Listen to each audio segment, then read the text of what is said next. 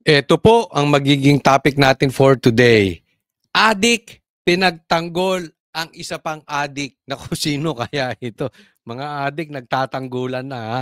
Oh, may panibagong ngiwi. Oh, sino kaya itong panibagong ngiwi? Di umano. BBM, member ng NATO. Nako, kaya pala. Oh, member pala itong si Pangulo nyong Bongbong Marcos ng NATO. Tikiya, tinawag na fake news si Claire Castro. Di umano. Kailangan yun, di ba? Alam nyo naman balat sibuyas yung mga nandiyan dyan. Stress na kasi sila, kaya maiinitin ng ulo. Nahuhuli na kasi, sayang yung perang tatapon. Pangapat, bakit pinuntahan sa kondo si Saldico para arestuhin? Di ba? Naalala nyo, explain po natin. Kasi may nakapagbulong sa atin. Ay, may kagaguhan palang gagawin dyan. Oo, mamaya explain ko sa inyo. Di ba? Alam naman nilang wala si Saldico. Bakit? Pinuntahan. O, yan. Okay? Bago tayo magsimula, kung magpapaalala lang, wag pong kalimutan, i-like po itong video na ito. And sana doon sa mga hindi pa po subscriber ng channel ni Coach Oli, meron pong subscribe button dyan. Click nyo lang po. Support, libre naman po yan. So sana po makasuporta kayo. Okay? Hindi na po natin pagtatagalin. Diretso na po tayo agad sa ating topic dahil kay Coach Oli, bida ang balita. Okay? Bago po tayo pumunta dito sa ating main topic, gusto ko munang bigyan ng komentaryo ito. Meron akong nakita sa Facebook. Oo, shinare ito ni Attorney Guanzon. So, legit po to sa tingin ko kay Attorney Guanzon pong Facebook ko to nakita. So, gusto ko lang bigyan ng komentaryo. Pero i-play ko muna ng buo tapos saka natin pag-usapan. Ating Pangulo. So on record, he only has one kidney. At hindi lang yun. Ang ating Pangulo ay asthmatic. May asthma siya. Tell me, kung iisa kidney mo, kung asthmatic ka pa, hindi nga bawal magsigarilyo. Sigarilyo lang bawal, magdadrives ka pa ba? Look at how he answers question. Look at his demeanor. Yan ba isang drug addict? I'm sorry, I beg to disagree. And ang sinasabi ating Pangulo. Okay. Ito kasi disclaimer lang po, hindi po natin alam kung ito ay AI or hindi. Basta sinasabi ko, nakita ko po ito sa Facebook ni Attorney Guanzon. Okay? Pero, maganda na rin pag-usapan natin Okay? Etong pananalita ni Abalos, okay? Tingnan muna natin itong huli Minor. Yan ba isang drug addict? I'm sorry, I beg to disagree. And ang sinasabi ating Pangulo. Ulit ano natin? So on record, he only has one kidney. One kidney lang daw si Bongbong Marcos. At hindi lang yun. Ang ating Pangulo ay asthmatic.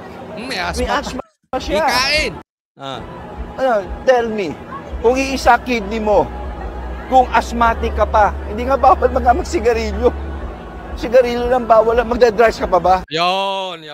So, isa kidney, asthmatic pa, dapat nga sigarilyo bawal na magdodroga pa. Okay? Taas ang kamay dito ng mga asthmatic na dating nagdodroga. Hindi, syempre baka walang umamin. No? Pero totoo ba yon? Totoo ba yon na ang asthmatic ay hindi pwedeng magdroga? Okay. Pero ito, paliwanag ko this is, hindi lang ito kay Bongbong Marcos. Ito ay para sa lahat ng adik. Alam nyo po, nagsabi niya, hindi daw logical yan kasi dapat nga yosi lang, bawal na.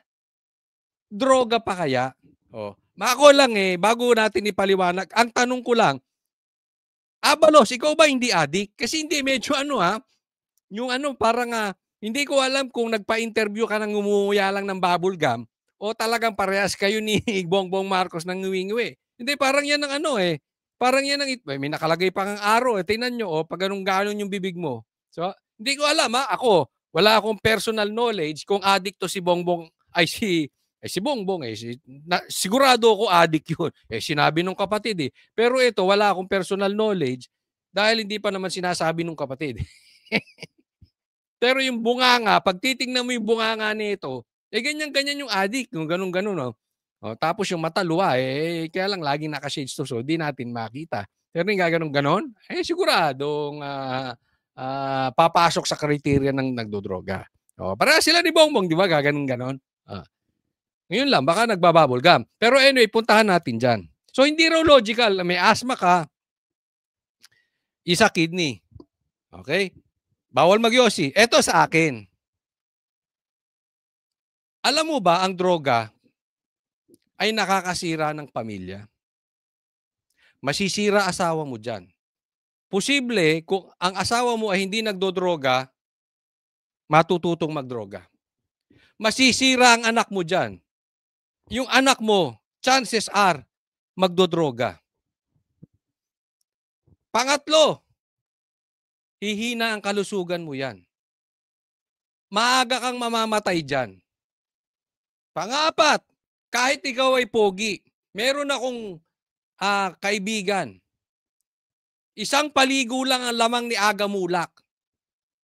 Yung isa ko pang kaibigan, kaklase ko to, baka may nakakarinig dito, nakaklase ko.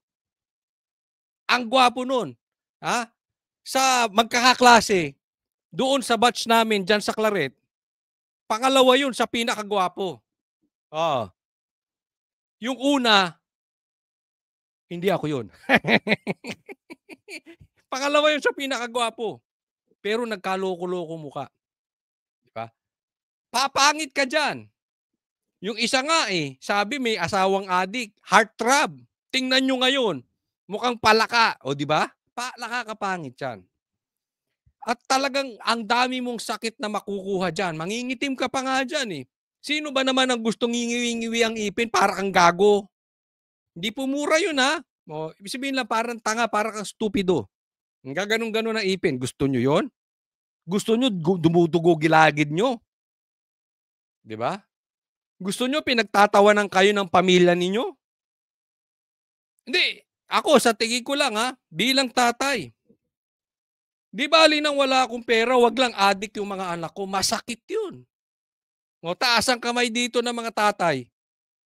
Gusto nyo ba addict yung anak nyo? Chances are, pag addict yung anak mo, hindi ko nilalahat. Laging may divine intervention. Pero kadalasan, sunod-sunod yan. Nagiging sakit ng pamilya yan. Until may isang tao magbagong buhay. Anong punto? Lahat yan hindi logical. Pero bakit may addict pa rin? Bakit ka magdadrugs kung alam mong masisira asawa mo? Bakit ka magdadrugs kung alam mong masisira anak mo? Bakit ka magdadrugs kung papangit ka? Bakit ka magdadrugs kung magmumukha kang palaka? Bakit ka magdadrugs kung ngingiwi ka? Bakit ka magdadrugs kung magmumukha kang tanga? Because they cannot control it. Playground po ng demonyo ang droga. Pag nagdodroga ka, hawak ka ng demonyo. Always put that in your mind. So there is no logics in drugs. Kaya mali itong sinasabi nitong namuntik na ako, itong Abalos na ito. Hindi mo po pwedeng bibigyan ng logic. Para mo sinabi, alam mo makukulong ka, bakit ka mangre-rape? May nangre-rape pa rin. Wala sa katwiran. Ito ay hindi katwiran ng dating SILG. Diba? Ang bihira ka, Look at how he answers question. Look at his demeanor. Yung pa. Tingnan nyo kung paano siyang sumagot. Look at his demeanor. Isa ka ba? Adik ka bang talaga, Abalos? Tingnan mo kung paano sumagot. Wala nga maintindihan. Ultimo yung kapatid sinasabi, ano-ano na pinagsasabi. Saan ka ba nakatirang planeta, Abalos? Iba-iba sinasabi. What demeanor are you talking about? Demeanor mo gaganon-ganon ka? Pagtatanungin ka sa ibang bagay, tatawa ka? Anong kabuang? What demeanor are you talking about? Anong sagot? Kinakausap mo tatay mo? Ang problema natin sa ghost, Ghost project ang kinakausap mo, ghost din. Then you're talking to us about logic. You don't have logic, Abalos. Hindi, kahit sa mo tingnan eh. Siguro, hindi to sige. Alam to ng mga nagdodroga before, na mga manonood. Siguro, sapul kayo dito eh. Wala talagang logic. Basta ginawa mo yung bahala na si Batman. Hindi po si Recto yung Batman. Basta nagdroga ka, hindi mo iniisip na masisira pamilya mo, walang ganun. Pag niloko ka ng demonyo, hindi niya ipapakita yung resulta na masisira sa'yo. Ang ipapakita niya sa'yo, pag nagdroga ka, masarap, nasa alapaap. Hindi mo alam, mga anak mo nagiging addict na rin. Diba? Ako hindi po ako nagdroga pero nang babae ako. Iyan ang diba, sa ating mga lalaki, Pag dinemonyo ka, sasabihin ba ng demonyo, ay, masisira pamilya mo? Hindi. Ano sasabihin? Masarap yan. Bata man. Maputi. Hindi, totoo lang. Ito lang sinasabi ko. Bakit? Hawak ng diablo yan. Huwag tayong papaloko dyan. So there's no logic about it. Di ba? Pasalamat na lang ako dahil unti-unti tayo nababago ng Panginoon. Pero hindi ko po pinagmamalaki yung actually kinahihiya ko yun. Hindi ako nag-iisip. Isipin mo, nagpauto ako sa demonyong yan. Di ba? Ganun lang yun eh. So, lalo na yung pagsasalita. Yan ba isang drug addict? I'm sorry, I beg to disagree. And ang sinasabi ko, ating Pangulo. Ay, tama ka na, Abalos. Next topic po tayo. Wala akong makukuha sa'yo. Bullshit. Eto, pag-usapan natin. May hamon si BP Sara. BP Sara, nandiyan siya sa Davao. Actually, meron din tayong invitation dyan na may fan run. Sa Davao ata ito, no? So, well, anyway, may mga events kasi. So, hindi tayo nakapunta dyan. But, anyway, pakinggan natin to si BP Sara kung ano sasabihin. Wait lang, sandali Manguna-una sa ako kung tabagon ko na or dili. Kaya magkagubot na po daw. Kasi magkagulo na naman ang Pilipinas. Sa eksklusibong panayam ng News 5, natawa na lang si Vice President Sara Duterte nang hinga ng reaksyon sa mga banat ni Senator Amy Marcos, kina Pangulong Bongbong Marcos, First Lady Liza Araneta Marcos at Presidential Son at House Majority Leader Sandro Marcos noong nagdaang Iglesia ni Cristo rally. Batid ko na nagda-drug siya. Sigawan sila, pero alam nyo, sana tinuloy on the third day. Para sa akin lang yun. Kung tuloy-tuloy ito sana, mas may magandang resulta. But anyway, I respect their decision. It's their rally. It's their right. So, palakpakan natin ng INC. Tuloy po tayo.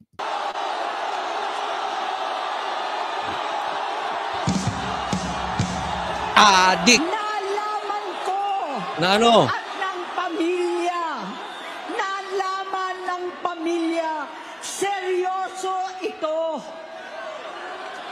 Minsan, kami ng Presidential Guard at Metro Gompa ang naglilinis tuwing nagpa-party po sila. Ayun, pambira. Gobyerno pa naglilinis ng droga. Nang tanungin pa nga ang bise kung naniniwala ba siya sa paratang ng senadora sa Pangulo. Teka muna. Dito muna tayo, ha? Ako, may tanong lang. Ako yung nagtatanong lang naman. AFP, anong masasabi nyo sa sinabi ni Amy na nagdodroga ang Pangulo? Nagtatanong lang, illegal ba ito bilang presidente? Ano ang inuutos ng batas sa inyo pag nagdodroga ang presidente? Nagtatanong lang. Ano ang dapat gawin ninyo para ipagtanggol ang taong bayan? Nagtatanong lang. Tatahimik kayo? Yan ba ang inyong trabaho? O gagawa kayo ng hakbang? Yan ba ang inyong trabaho? Tinatanong ko rin po kayong mga manunood. Ano sa tingin ninyo ang trabaho ng AFP knowing that our president is an addict. At yan may connection po sa flood control, sa ghost projects, sa lahat ng desisyon gagawin ng Pangulo sa bansa. We'll see kung ano ang tayo ng AFP. Nang tanungin pa nga ang bise kung naniniwala ba siya sa paratang ng senadora sa Pangulo, Lahat ng mga nakasama nila sa mga parties nila nagsasabi na gumagamit sila ng droga. Ayan, ito public knowledge naman kasi ito. Na ito si Bongbong Marcos ay adik. Sinabi na yan ni PRRD eh.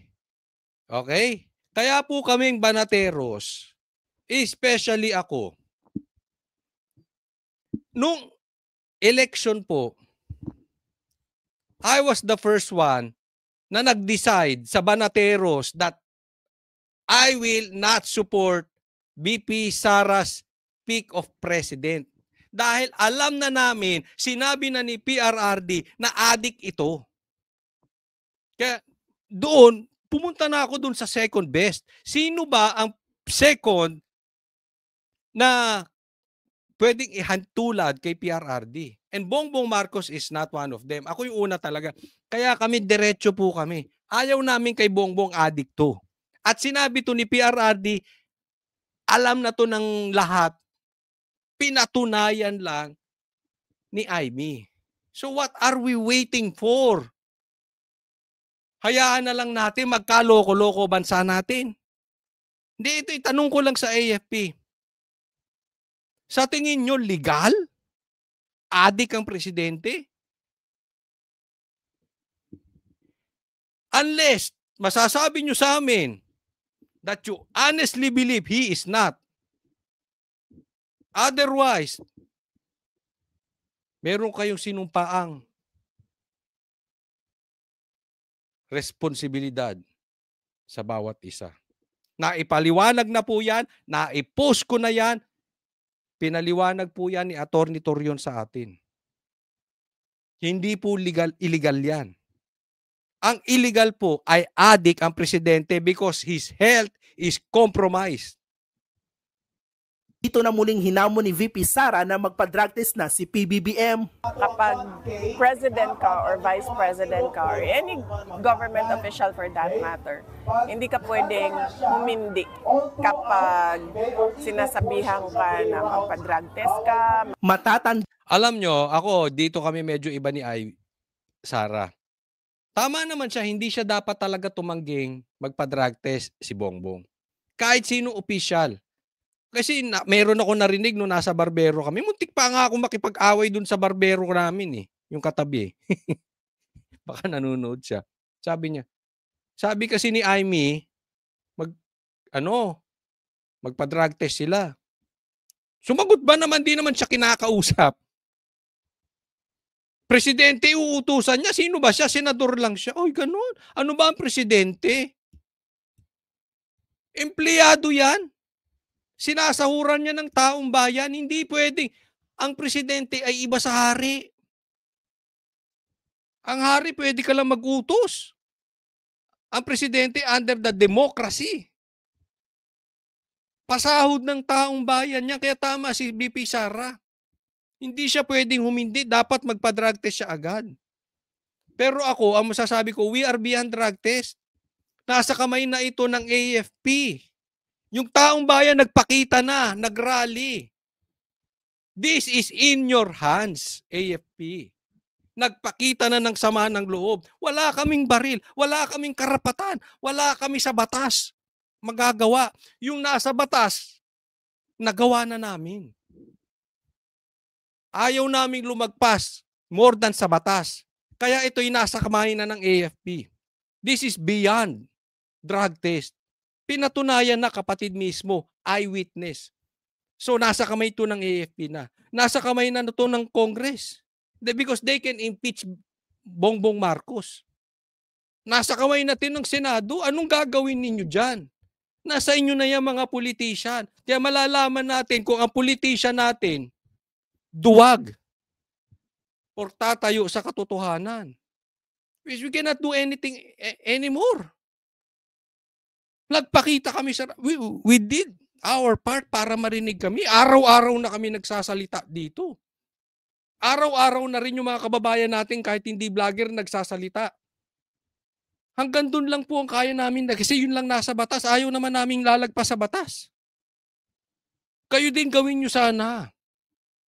Yung anong nasa ayon sa batas. Mag-test ka. Matatanda ang una ng sinabi ng Malacanang na 2021 pa raw nagnegatibo sa drug test ang Pangulo. Ulitin natin. Uulit-ulitin natin.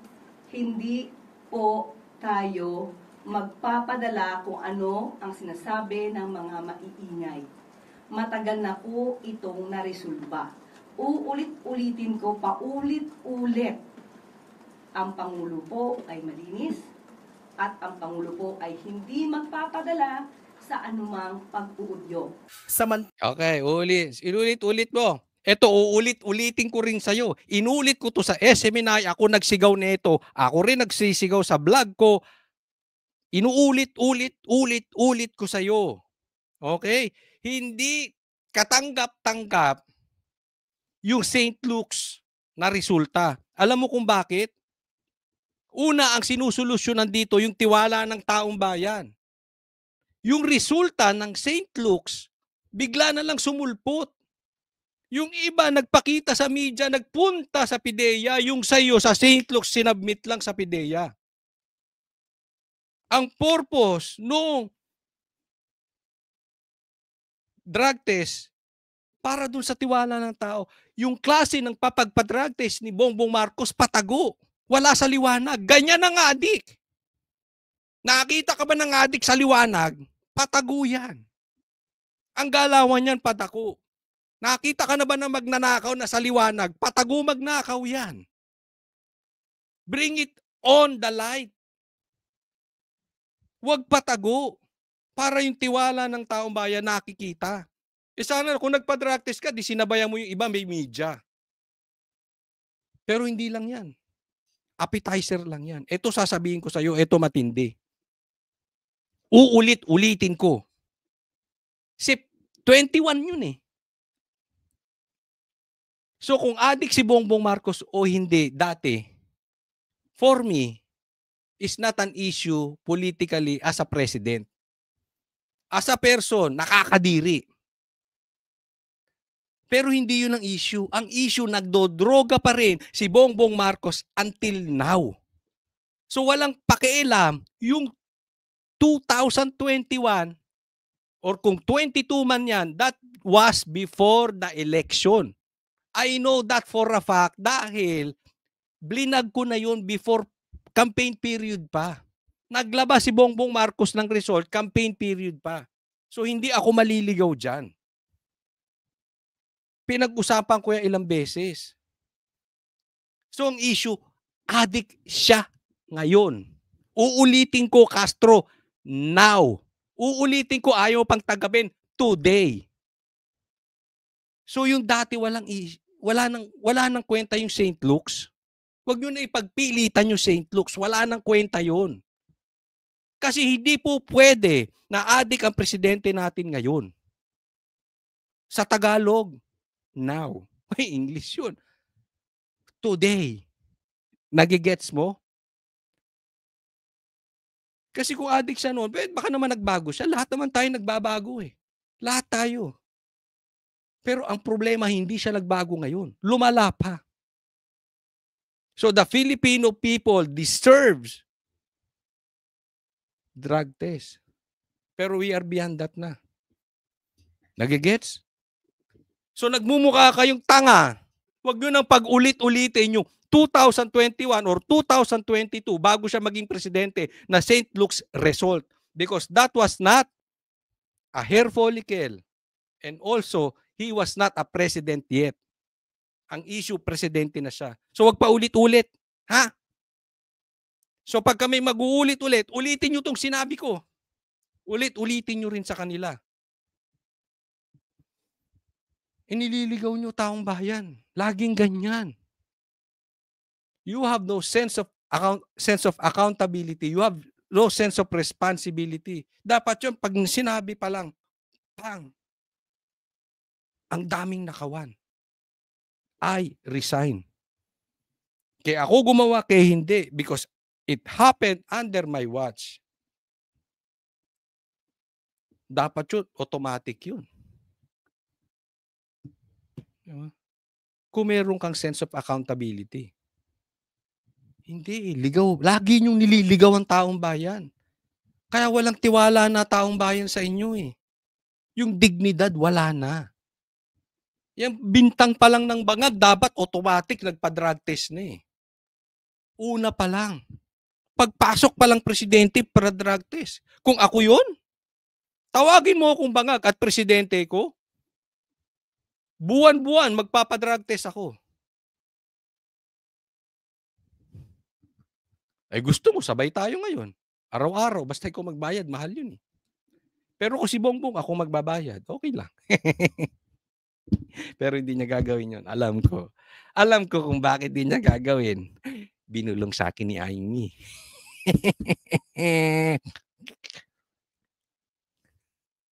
Pag-uudyo. Samantala, tumanggi namang sumagot ang bise sa tanong kung handa ba siyang pumalit kay PBBM sakaling mapatalsik ito sa pwesto. Yan ang hindi ko muna sasagutin kasi magkakagulo tayo niyan. Una ng Huwag kang papalit, si Tito Soto dapat ang pumalit.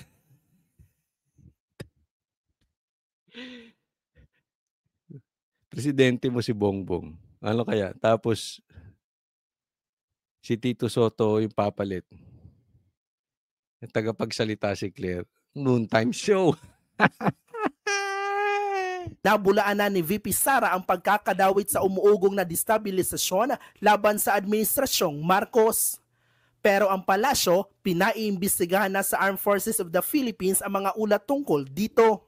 May sagot naman si VP Sara sa pagpapaaresto sa mga sangkot sa malawakang katiwalian sa flood control projects. Sa lahat ng mga sinasabi ng administrasyon na kanilang kakasuhan at ikukulong ay to see is to believe. So, makikita natin ang sinseridad nila kung totoo nga merong managot dyan. Naku, walang ikukulong yan. Maniwala ka dyan kay Bongbong Marcos. Walang ikukulong yan. Alam nyo kung bakit walang ikukulong yan? Ang kaya niyang ikulong, bubwit lang. Kahit na ituro na lang lahat ng ebidensya si Tambaluslos, hindi niya ipakukulong. Bakit? Ituturo siya nun eh. Siya na ang next. Mahilig yan ng hijack. Hijack niya yan si Tambaluslos. Kaya hindi niya pwedeng ipakulong. Alam niyo to si Bongbong Marcos. Ito, para sabihin ko sa inyo. Ito, member ng NATO. Oo. Hindi nyo ba nahahalata? Member siya ng NATO. Hindi nyo alam? Pambira naman, Kayo talaga, Anong NATO? No action, talk only. Puro daldal yan, walang mangyayari dyan. Yung daldal niyan, gaganong-ganon pa. Mahilig yan si Bongbong Marcos mag-hostage. Hostage niya si Tambaluslos. Okay? Reserve yan. Hindi niya pwede ikulong kasi ituturo siya. Pangalawang hostage yan, si BP Sara. Bakit? Dahil kay BP Sara, hawak niya ang suporta ng Dilaw. Ganong katanga ang Dilaw. Ganon kumakain ng suka at tae ang Dilaw. Ginamit talaga si BP Sara. Isipin mo, kung ako, kunwari ako si Bongbong, at ako may pagkademonyo. Magnanakaw ako nung magnanakaw. Bakit? Hindi ako matatanggal. Bakit? Nakasuporta yung Dilaw, nakasuporta mga komunista, nakasuporta si PPNPA. Bakit? Kasi ang uupo si Sara. So I'm sure, hindi ako patatanggal. Dahil yung mga komunista na yan, hindi papayag. Bakit? Uupo si Sara. Anong gagawin ko? Di nakaw. Nakaw to the left, nakaw to the right. Nakaw all the way. Wala mangyayari sa bayan natin dahil dyan sa mga lintik na mga Dilaw na yan. Dahil sa mga lintik na mga kakaliwa na yan. That is the truth. Matagal na sanang may solusyon. Hindi sana nalulunod yung mga tao sa Cebu. Kung hindi dahil sa mga makakaliwa. Hindi dahil dyan sa pinklawan na yan. Tapos na sana to eh. Hostage. Kaya tayo mga Pilipino, wag tayong magdidesisyon because of galit. O because of insecurities o selos. Dahil namamali eh. Diba? Magaling din to si Bongbong Marcos. Kaya nga ako sa tingin ko ayaw niya din talaga nung impeachment eh. Halimbawa lang natuloy yung impeachment. Nasa tabi na si Sara. Natanggal na Vice President si Sara. Pagpalagay natin ituloy ko yung kwento. Natanggal na Vice President si Sara, natuloy yung impeachment. Sinong ipapalit dyan? Chances? Tito Soto. Pag pinalit si Tito Soto, baka nga si Risa pa ipalit. Pag napalit si Risa as Vice President, karni ka Bongbong Marcos, pustahan tayo. In less than a year, ikaw ang i-impeach. Sinong upong presidente? Si Tito Soto or si Risa or sino mang iupong Vice President? Karnito. Kaya hindi niya pwedeng hayaan si BP Sara na ma-impeach. Nagigets nyo? Sweetik din yung mga pinklawan. Sweetik yun. Nag-uutangan yan eh. Kaya hino-hostage niyan. Kung hindi man, halimbawa, pagdating sa 2028, gusto nila matanggal si Sara. Magtuloy si Bongbong, simple na lang to. Kaya akala mo mabait yung pinklawan. Itagaan nyo sa bato itong sasabihin ko. Pag nabura ang Duterte, yung kinakain nilang tae ngayon kay Bongbong Marcos, babastusin to ng pinklawan. Ito si Bongbong. Pustahan. Ganyan po oportunista yung mga yan. Hindi para sa taong bayan yung mga yan. No. Diba? Okay. Kaya kung kayo pinklawan, mag-isip-isip naman kayo.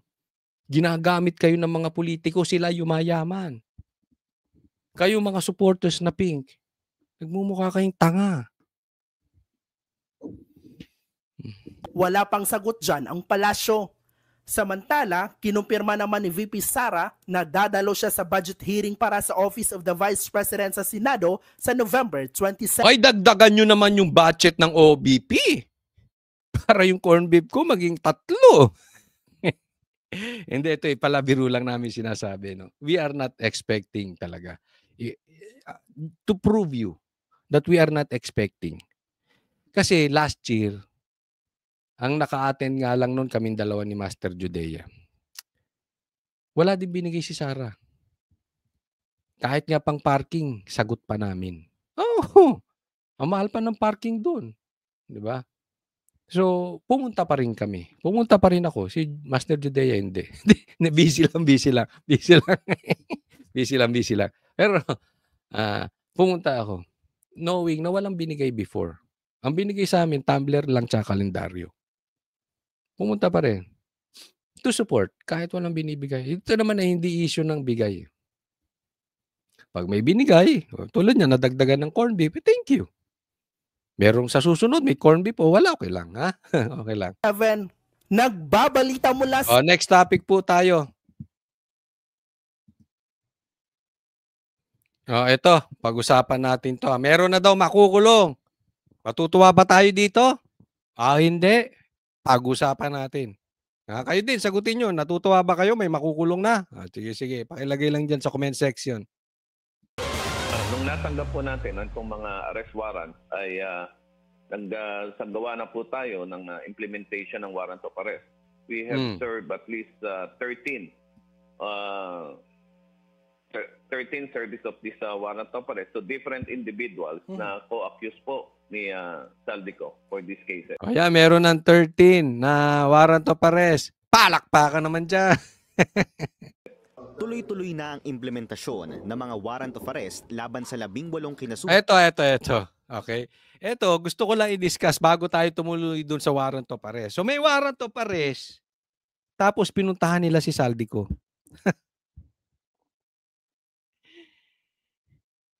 Alam naman ng pulis, nasa sa ibang bansa si Saldico. Anong drama yan? Hindi ko po ito sinasabihan nito mga mamang mga pulis. Hindi nila kasalanan yan, sila'y napag-utusan lang. Ito'y utos sa ibabaw.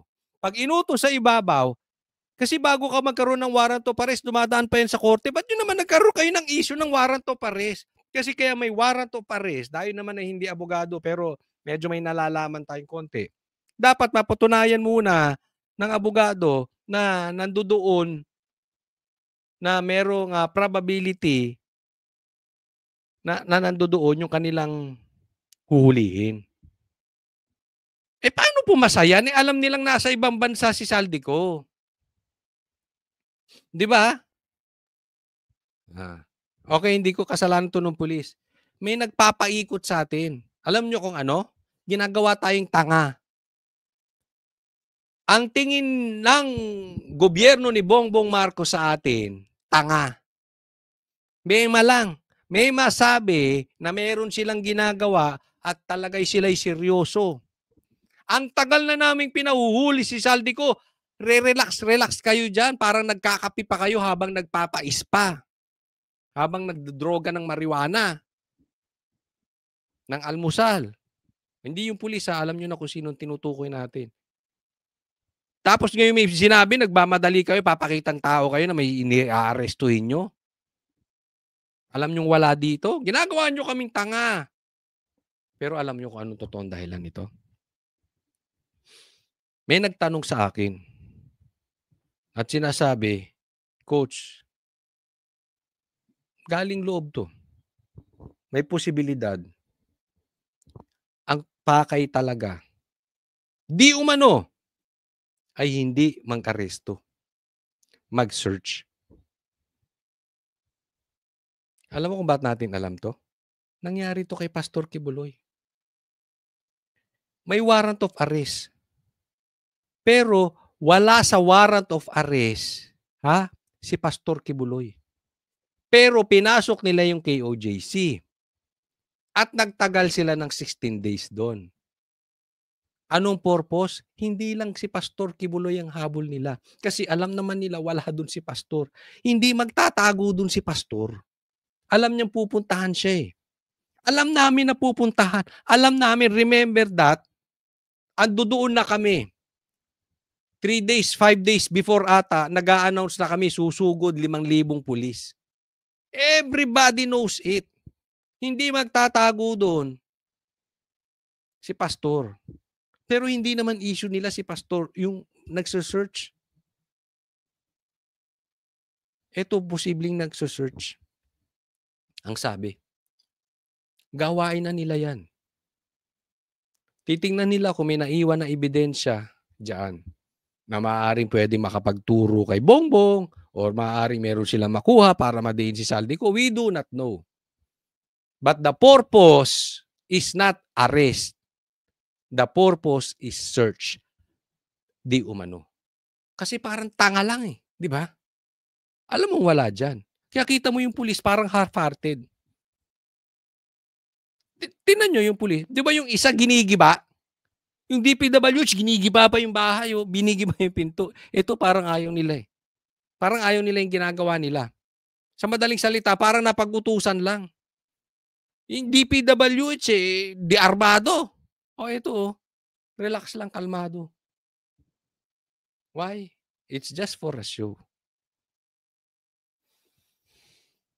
Kaugnay ng flood control scandal. Kabilang dito, sina former Ako Bicol Party List Representative Zaldico, ilang opisyalis ng DPWH at ng SunWest Corporation. Ngayong araw, ilang opisyalis ng DPWH ang matagumpay na naaresto ng NBI sa Quezon City. Pero sa isang panayam sa Billionaire News Channel kagabi, sinabi ni NBI Director Lito Magno na sa 13 unang inimplement na arrest warrants kahapon, lahat ng sinubukang hainan tila nowhere to be found na.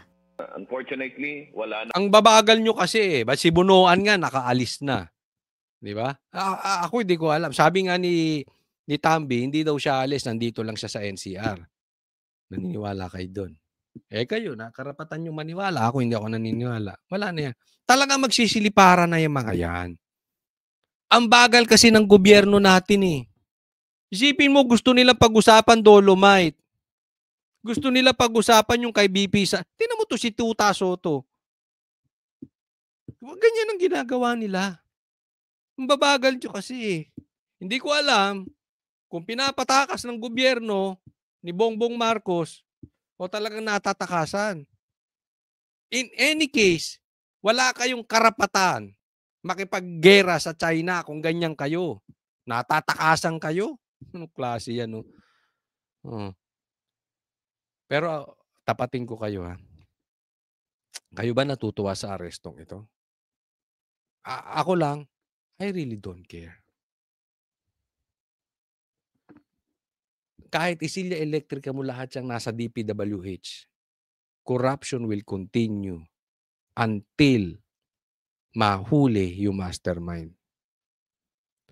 Pag walang mastermind, doon sa magpinsan, hindi makakukulong, hindi mapapanagot, hindi matatanggal, o for whatever reason, for whatever cost, walang mangyayari dyan. Kahit marami kayong ikulong. That is only for a show. Kasi simple lang yan. Tanggalin mo lahat yung DPWH, palitan mo ng iba. Ganun pa rin. Ikulong mo yung mastermind. Sa susunod, wala nang ganito. Bakit? Lalo kung presidente o speaker. Wala na. Wala nang gagawa. Kasi bakit? Natauhan eh. Yan yung sinasabi ko. That's why nandidiri ako sa Pinklawan. Inuuna nila yung political agenda nila kaysa solusyonan tong problema natin. Ako'y nananawagan sa Pinklawan. Yung mga miyembro, yung mga sumusuporta, hindi yung mga politiko, wala nang magagawa dyan kasi kumikita sila dyan eh. Meron silang political ambition. Yung mga sumusuporta, gumising kayo. Ginagamit kayo eh. Na po lahat yung mga nasabi nating pinaghahanap at ang sinasabi po ng mga nakausap o yung mga dinatnan sa kanilang mga tahanan o addresses ay wala na daw po at matagal na hindi nila nakita. Yung iba naman po ay sinasabing wala nang nakatira doon sa bahay na yun for quite some time.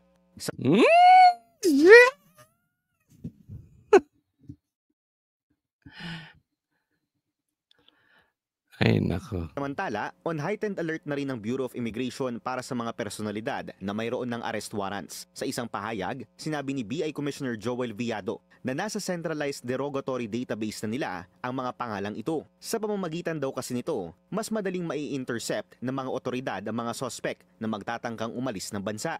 Ayon sa BI records, 4 sa nasa halos 20 individual na may arrest warrants ang nasa ibang bansa ngayon. Kita mo ano mangyayari. So kunwari, si Bongbong Marcos nagpapakitang gilas, meron na aresto, pero karamihan nakatakas, ginagawa niyan dapat niya magawa.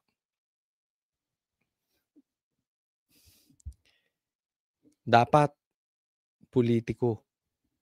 O baka sasabihin nyo, politiko, bibintahan nyo na naman yung Duterte. Duterte Black. Alam naman ng taong bayan sino mastermind. Ngayon yung mastermind, arkitekto ng pagnanakaw. Huwag nyo iligaw. Huwag tayong papayag ililigaw. Isa rin to pagliligaw para wag mapunta sa mastermind. Pero alam nyo po ano sa panliligaw nito? Para patayin din yung balita na sinabi ni Amy. Adik yung kapatid niya eh. Bawal po yun. Illegal po yun. Bilang presidente.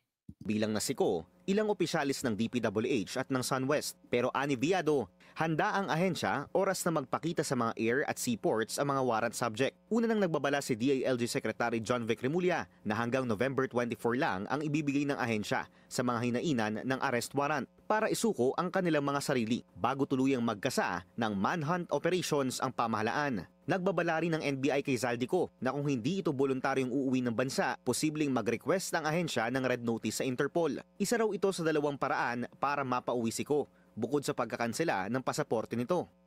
Pwede po tayong mag-apply na ngayong lumabas ng pang-warrant of arrest niya. Pwede po tayong maghingi ng issuance ng red notice kung sakaling malalaman natin kung saan siya at ito po i-apply natin sa Interpol. Di ba? Dati na sinasabi, cancelin niyo yung passport eh. Babagal-bagal kayo. Ayon kay Director Magno, patuloy na ihahain ng NBI at PNP ang arrest warrants kay Ko at iba pang suspect sa lahat ng residensya. Parang ayaw pa nila katak-katak. Pag nakita niyo yung sa kabila, ginigiba eh. Potential addresses nito, kahit na kumpirmado na ng BI na nasa ibang bansa na ang ibang suspects tulad ni Ko. Paglilinaw niya, parte ito ng legal na proseso para maibalik sa korte ang issued arrest warrants at para may legal basis sa pag-iimplementa ng mas mabigat na kautusan sa paghahanap sa mga sangkot na personalidad. Ngayon, so piring sabi nila standard operation yun, procedure. Well, para sinerve, so binalik para mabigyan ng mas mataas pang reklamo. In the first place nga, di ba, ang warrant, ang tigas naman ng ulo. Sa aking pagkakaintindi, sana may mga abogado rito magsalita. Ikaw ay naniniwala na may probable na paniwala na ang taong hahainan mo ng warrant ay nandoon sa loob. Kung saan man lugar yun. Alam mo, nasa ibang bansa, magpapa-issue kayo ng warrant. Ano ba kayo, adik? Nagtatanong lang, ha? Ano yan? Gawaing adik ba yan? O desisyong adik yan? Kumbira naman, oh. Papalusot pa dahil nabanatan sa sa social media, gagawa pa ng lusot. Doon pa lang dapat hindi ka na nag-apply ng warrant dahil alam mong wala siya roon. Adik, sa'yo na ang ganda ng bagong kanta, no? Adik, sa'yo. Kanta niyo ni Aimee. Sige, next po tayo. Meron daw rally sa November 30. Pupunta ba tayo? Susuportahan ba natin? Pag-usapan natin. Kung maaalala po ninyo, wala pong nananawagan ng resignation or impeachment noong September 21. Pero ngayon, iba na po ang panahon kasi galit na po talaga yung malawak na sambayanan. O yan. Alam nyo yung September 21, nandoon kami. Support yung mga tao roon. Ay, hindi. Sabi ni Sir Jack, bading. Bading. Anong klaseng rally yun? Kami lang halos nagsisisigaw. Ilang lang kami doon. Marcos resigns. Nung umaga ata sila ka Eric, kami naman gabi. Pero iba tahimik. Anong corruption yun? Walang Marcos resign? Bading. Eto meron daw November 30. Meron na daw resign. Ang pangunahing panawagan po talaga is the resignation not just of the President but also of the Vice President. Ay, bobo! Bobo, itits. Ba't wala namang proyekto si BP Saram ni isang kusing sa flood control. Pambi. Babalik nyo na naman yung yung confidential funds. Kaya nga confidential eh. Ang tanga-tanga naman itong mga ito. Bakit si Bongbong ba walang confidential funds? Kahit yung pulis natin may confidential funds, nag-i-issue pa rin ng warrant of arrest, alam nilang wala dito. Para saan yun? Kasama na rin yung iba pang mga sangkot sa anomalya. Flood control project man yan at iba't ibang format. Hindi, focus kayo sa flood control. Gusto mo idamay natin pati yung kay Aquino? Oh, anong nangyari dyan sa ano? Mga nangamatay na mga pulis. Sa 44 ba yun? Oh. 'Di ba? Ang dami nyo kasing focus muna tayo sa flood control. Eh kayo hindi ko maintindihan din, wala kayo sa lugar. Ng korupsyon na nakocover po ng media. Kaya po, ang panawagan talaga, lahat ng sangkot ay dapat na managot. Paano sangkot? Pinapatunayan na ba kay BP? Dapat nga sinisigaw nyo dyan, drugs eh. Hindi pwedeng may presidenteng drug addict. Maisama lang talaga si BP eh. Hindi ko pinagtatanggol si BP, walang binibigay ni isang kusing sa amin yun. Doon lang tayo sa tama. Kasi marami sa mga Pilipino duwag. Hindi naninindigan sa tama eh. Magpaparali gusto Marcos resign tsaka BP Sara resign. Kanino pabor yun? Ay di sa Pinklawan. Sino iuupo nyo dyan? Mag-e-eleksyon? Sino? Comelec? Sige, payag kami. Pati si Garcia mag-resign. So, it's a call for transparency and accountability that has reached the level of resignation of the two highest officials of the land. Kasi po, mula Setyembre na nagkaroon ng kilos protesta, magpahanggang ngayon, wala rin pong masyadong nangyayari. Ayun, kasalanan ba ni Sara yung walang nangyayari? Una, wala siya kasalanan sa ghost projects. Wala naman siya flood control project, sinasali nyo. Tapos wala pa rin nangyayari sa investigation. Kasalanan pa rin ni Sara. Hindi niya hawak yun. Kasalanan lang ni Bongbong. Ano ba kayo? Tanga o nagtatanga-tangahan? O sobrang tanga? Sa kabila ng mga retorika. Hindi po muna yung stupid. Stupid! May kanta pa nga yun. Kung masakit yung tanga, tagal Englishin natin. Ano kayo, stupid? Sosyal.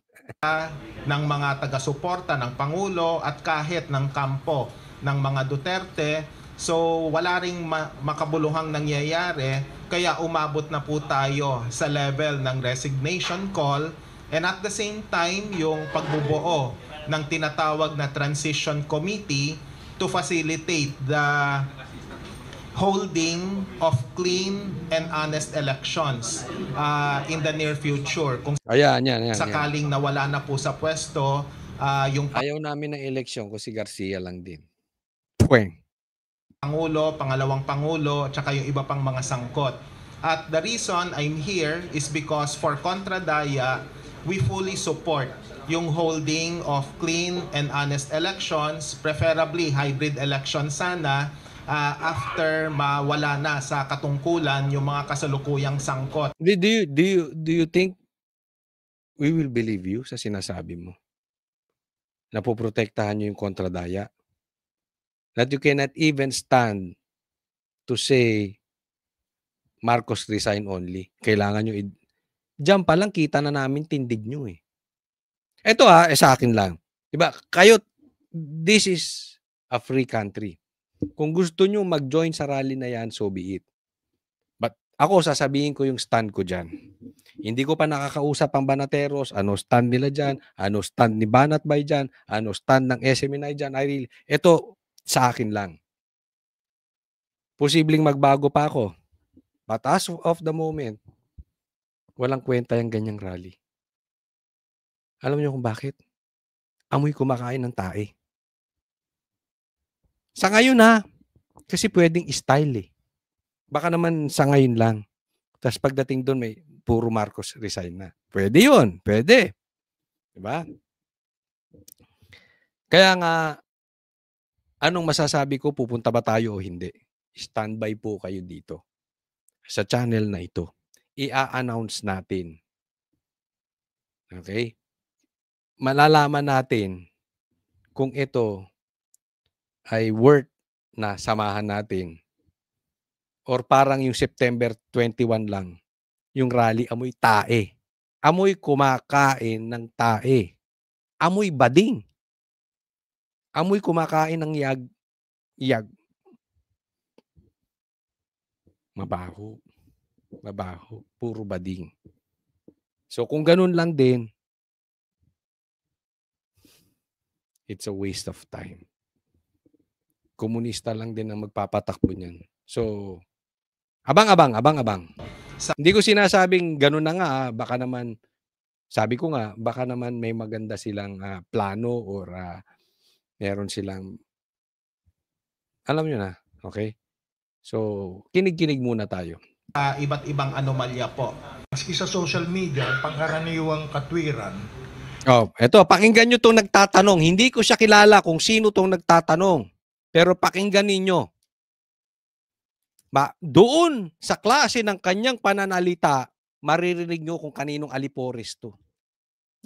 Pakinggan ninyo. Kaninong alipores? Bakit natin pagbibitawin si BBM, kung ang papalit si Sara, no? Hindi ko alam kung aware kayo dyan at may mga ganyang katwiran at matindi yung katwiran na yan. Kesa gumulo yan, ayaw mo na lang tapusin ni BBM yan. Sandali lang yan 2028 At mahirap kung magkakaroon nga ng mga ganyang transition mechanism. Magandang punto yan. Narinig nyo? Purong sinong ganon? Di ba? Yung tinawag na lukaret. Sino 'yon? Yung tinawag ni Attorney Vic na lukaret. At ang kanyang punto. Ang papalit si Sara. Di patapusin na lang natin si Bongbong sa 2020. Alam mo na agad kaninong litanya. Yung hindi ko ito mo natatawa siya. I-play nyo, i-rewind nyo na lang. Gusto nyo i-rewind ko, wag na. At ang sino. Pakinggan nyo. Tunog lukaret, di ba? Alam mo na tanim eh. Ngayon pa lang, alam na amoy nyo na amoy kumakain ng tae at saka alam nyo kung kaninong di ba? Anong gusto nila? Pabayaan na lang, 3 taon na lang si Bongbong Marcos. Kaya nga ang panawagan, resignation, hindi lang ng Pangulo, kundi ng pangalawang Pangulo. Kasi kung si Marcos Jr. lang ang pagbibitiwin mo, tama. Ang magiging successor would be the Vice President, which is also, who is also unacceptable to the people. Sino may sabing unacceptable to the people? Kayo lang kumakain ng tae. Hindi siya kasali. Yung Pinklawan. Siya kanilang naman hindi acceptable For the simple reason that she is also involved in various scandals. 150 million confidential funds pa? Ang corny nyo, ha? Ang corny. I mean, any political average people, i-quote nyo yung katungkol sa impeachment na 150 million confidential funds is stupidity. Even political average na tao will not believe that. Ranging from overpriced laptops up to confidential funds misuse, among many other sins to the Filipino people. Ngayon, siyempre, yung ibang mga tao, hindi mo masisisi kung sasabihin, hintayin na lang natin, hayaan na lang natapusin. Kasi 3 taon na lang naman ang pinag-uusapan. I'm sorry, less than 2 years, di ba? Less than 3 years pala. Less than 3 years, correct. Pero ang problema niyan, a lot of things can happen between now and 2028. Tandaan ninyo, the last time that the Marcoses were in power, we ended up with more than 20 years of them wreaking havoc on the Filipino people. So, hindi ko naman sinasabi na... So, susundan ko yung line of thinking ng kumakain ng tae. Bakit natin tatanggalin si Bongbong? Ang uupo si Lisa. Ay, si Lisa. Si Sara. Di ba? Sundan ko yun. Pag-resignin ninyo, sinong gusto nyong iupo? Si Risa? Ganon yung mangyayari, but the possibility is there, number one. And number two, the system is... Sabi hindi election eh. Titiwala sa ganitong nangyayari ngayon? Titiwala ka sa election? So fundamentally broken, it is so flawed that you don't even know kung baka wala ng Pilipinas by 2028. I'm not exaggerating when I say that. That's the situation has become so fractious, it has become so volatile that you know the transition committee would become more acceptable rather than a situation of a continuing Marcos presidency and Duterte vice presidency and the possibility of a violent coup that can happen where it will be hijacked by the rich and powerful and even the military and the police.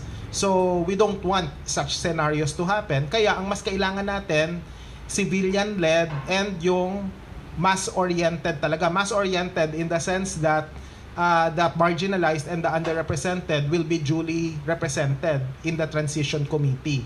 That would be the best solution as far as we're concerned. Hindi po pwedeng hayaan lang. It's like saying na okay lang pag nakawan tayo, total patapos rin naman yung kanilang termino. It's such a dangerous precedent, by the way. Yung sinasabi mong yan, parang sinasabi nyo na okay lang pag nakawan tayo, total 3 years na lang. Eh, ganyan ang sinasabi ng Dilaw. Okay lang na pag nakawan tayo, kesa umupo si Sara. Baka mamaya yung iba pang mga tao, magnanakaw at hahayaan na lang na patapusin yung termino. So, yeah, that's how we view it po. Hindi kami uto-uto. Hindi kami uto-uto. Okay, basta abangan natin. Abangan lang natin kung okay itong rally na yan. Ito, but as for now, ako, pass ako dyan. Ayoko sa amoy kumakain ng tae. Next po. Ito, post ni Maluti Kia sa Facebook niya. Sabi niya, sa BFF ko, referring to Lucaret, naghihintay pa rin ako sa promiso mong listahan ng ghost projects na sinabi mo nga. May nakasuhan na. Ayan. Kasi di ba nagkasagutan sila? Okay? Tapos ang sabi ni sagutan, tapos na, nagsasalita na si Tikia. Sabi niya, ang daming ghost projects pero wala namang nakakasuhan. Pumasok na naman si Lucaret. May nakasuhan na. Sabi niya, asan? Hindi ko lang dala yung listahan, sabi nung Lucaret. Pero pambihira, sabi niya, ikaw dapat alam mo information. Ikaw ang tumatayong parang spokesperson ng presidente tas hindi mo alam. Pero sabi niya, hindi lang nga daw dala ni itong Lucaret yung listahan niya, so ipapasa niya. Itong best friend ni Maluti Kia. Hanggang ngayon, wala pa. So, in short, fake news ka.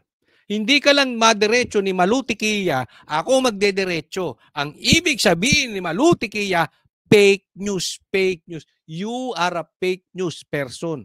You are a fake news peddler. Lucaret. According to Attorney Vic. Di ba? Hindi lang nila madiretso. Ako na lang. Ako na. Sang-ayon ba kayo sa akin na fake news yan?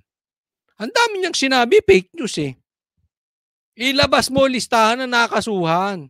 Wala pa rin oh. Hanggang ngayon wala pa rin. Asa na listahan? Diba? Kaya hinihingi. Next po, ito.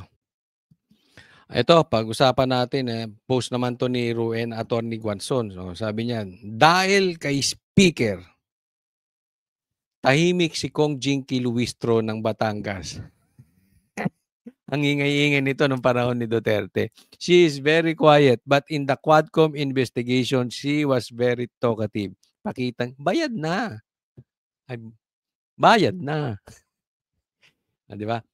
Alam mo, okay, etong si Kong Jinky Luistro, ito po ang salamin ng mga kain-tae. Apakaingay nila before yan sa Quadcom, patungkol kay BP Sara. Pero nung sinawalat na adik si BPM, na ito ay hindi po pwede sa presidente dahil illegal to, compromise yung health niya, tahimik silang lahat. So kain tae, di ba? Ano ba ibig sabihin? Kasi para doon sa mga hindi makaintindi, ba't tinawag kong kain tae? Alam mo yung itinain na nila, galit na galit sila. Inilabas na nila. Ngayon, kinakain nila. Sinusuportahan pa. Pasensya na po doon sa kumakain. Pero yun lang ang talagang pinaka malapit na definition sa Pinklawan. Kain tae. Tinawag nila yung tatay nito, diktador. Pinalagay pa sa textbook ng mga kabataan, diktador. Ang tawag kay tatay niya, diktador. Magnanakaw.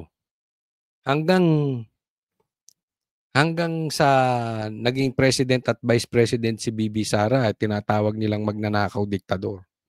Ngayon, iba na ang sitwasyon. Di kain tayo yun, di ba? Oh. So, tahimik sila lahat. Isipin nyo, napakalaking issue yun. Pinag-uusapan na yun sa buong mundo na adik ang presidente ng Pilipinas.